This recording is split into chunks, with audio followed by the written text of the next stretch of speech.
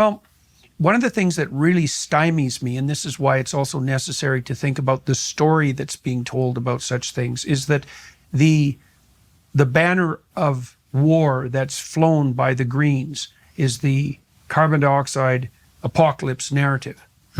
But the best solution to that is clearly nuclear, clearly. And France has demonstrated that like no other country, I would say.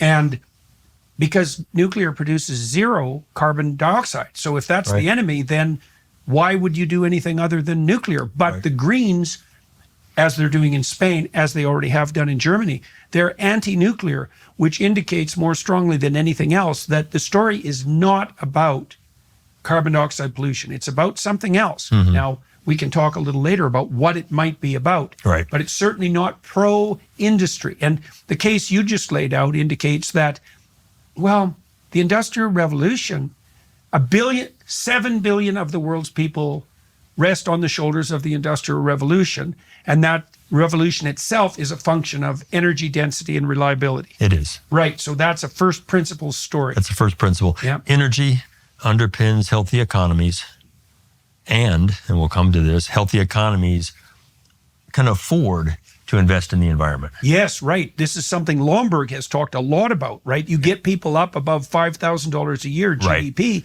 They take a long-term view of the future because they're not scrabbling around in the mud wondering where lunch is coming from. Yes. Right. And so isn't that cool? That's such an optimistic observation. Oh, it's incredible. Right? Because if you understand that, then you understand that the proper way forward to a sustainable future, which is hypothetically the goal, is to eradicate impoverishment. Correct. Right. So that's great. You'd think the left would jump on that.